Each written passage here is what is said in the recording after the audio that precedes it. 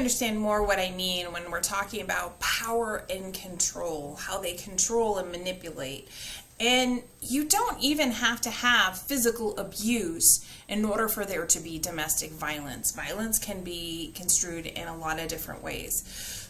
There are some indicators of domestic violence that you do need to be aware of. There is also a huge conspiracy of silence. There's a shame attached to domestic violence that there isn't in so many other things, and people don't want anyone to know what they have allowed to happen, or they start to feel like it's their fault, and no one wants to broadcast their faults out into the general public. So it tends to have those sufferers, those victims, those survivors stay quiet. So I'm going to stop. And I'm going to come back to what I had promised before, and that is a discussion of why do I say sufferers as opposed to victims or survivors. And here's why. I have interacted with an extraordinarily high number of what society would say are domestic violence victims.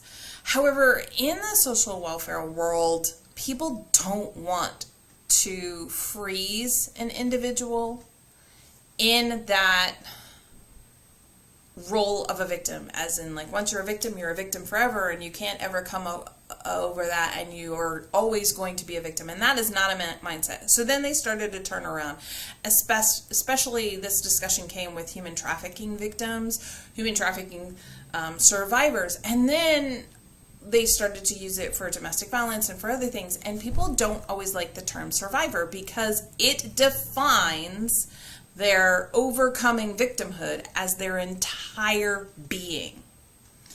And they don't want to always be known, well, I'm a survivor. Some do, and they proudly use that name. Others do not, and they would prefer, and have expressed to me that they would prefer to be called the sufferers, so the one who underwent it. Because when you suffer something, people tend to mentally understand that it's for a short period of time. It is not a defining or a definition of your entire life, and that is really, really important to them. Therefore, they do not like the term victim or survivor. They prefer sufferer. So you're going to hear me struggle through between the three. I am switching from survivor mode into sufferer just because I want to use the name that those that undergo this type of situation choose as how they want to be identified. And so that is really important to me. Therefore, you're going to hear me use that. And I don't like to use victim, although people do typically understand that word more so than anything else. You'll also hear on the other side of me call them perpetrators or aggressors. And there's a reason for that, because perpetrators definitely has a criminal nature to the word, and really they are the aggressors. However, you can have situations where we have had a couple that when they went to a domestic violence assessment, which is one of the things you can recommend happen if you think there's domestic violence, I urge you to then recommend to the court, if one has not already been done, to recommend a domestic violence assessment. And both parties go in there, anyone involved would go in and have this assessment. And it helps us determine who's the aggressor and who's the sufferer. Well, what ends up happening is we had a couple where they were both the aggressor and they were both the sufferer in different ways. And so there was no clear cut, this one's the bad person and this one's the good person. It was much, much more complicated than that. And that's one of the wonderful things about the assessment. Although you will find that some parents do not want to undergo this. They're like, well, I'm the victim. Why would I want to do this? And we always share with them that if they are the one who has suffered from domestic violence, that therefore this will show that, and then we can help better find resources to suit them. And that is the absolute truth. It shows kind of where, and recommendations are usually made, what particular kinds of therapies or what particular kinds of things will help this person best, and it gives us a direction. And so we always, once you explain that, they're like, oh, okay, it doesn't mean I'm getting this assessment because I'm the one who caused it. And then that really helps, because then even the potential aggressor or perpetrator when they're like, well, why would it be me? I didn't do anything wrong. Perfect. Then this is what the assessment's going to show, and then it will be a moot point, and they won't be able to argue anymore. And that feeds their ego. And I'm like, oh, okay. However, the assessment is very complicated, and they don't get to skate through, even if they try and answer in a particular way to make themselves look better. The assessment is really good about routing out who is the aggressor and who is not. So, all right. The other thing is there's still that shame attached. So the indicators of domestic violence, one of the people, and we're just going to talk in a couple. I know I've mentioned you can have sibling on sibling, you can have parent versus child, you can have child versus parent, you could have so many other relationships. For the sake of simplicity, we are going to acknowledge all of those things.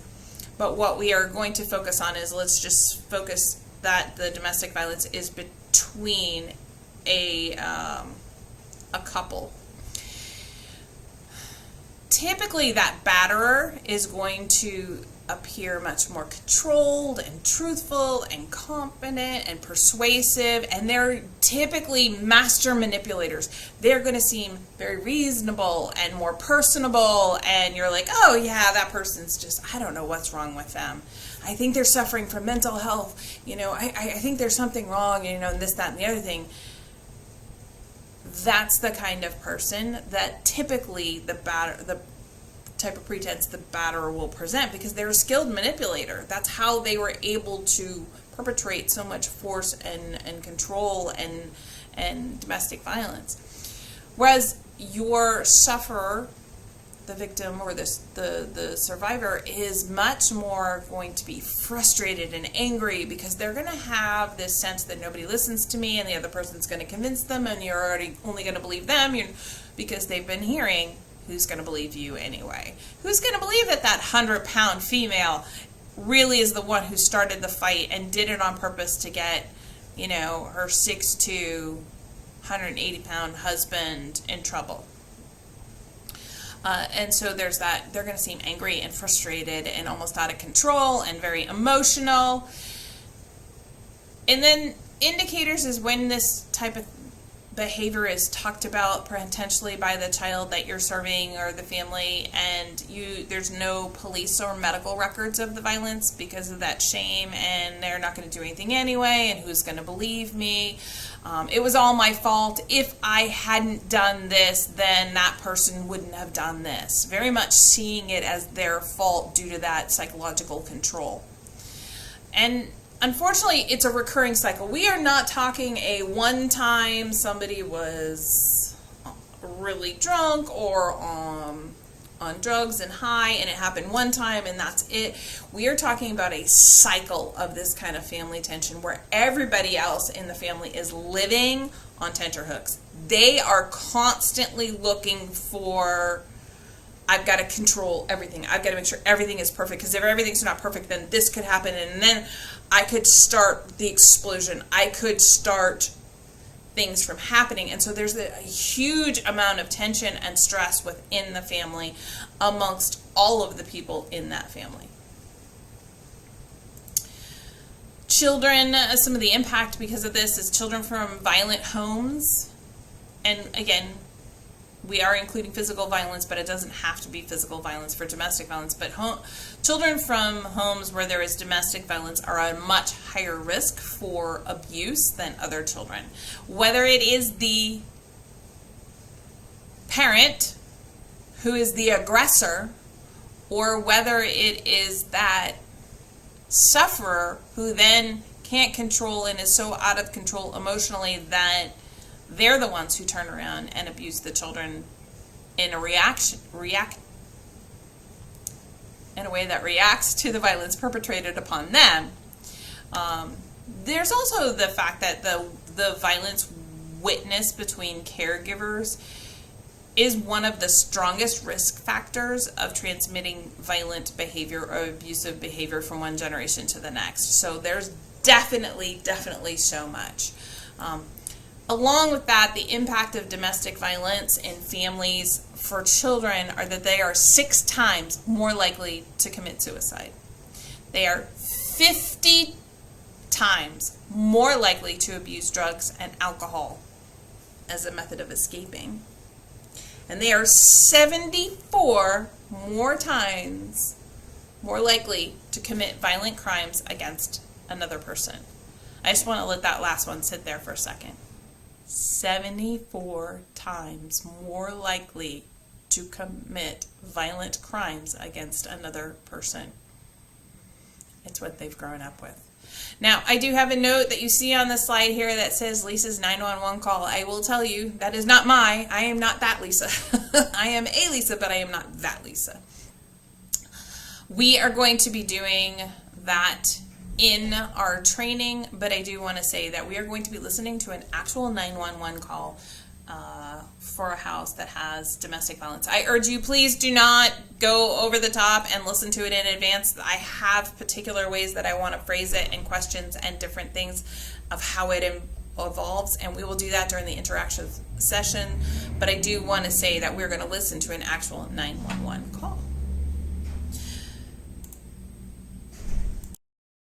All right, there are definitely some more concrete signs of childhood domestic violence, and I want you to go ahead and read the article below, and it's going to go over what some of those signs are at different ages and different things like that, and it is very, very valuable information to have. So go ahead and read that now.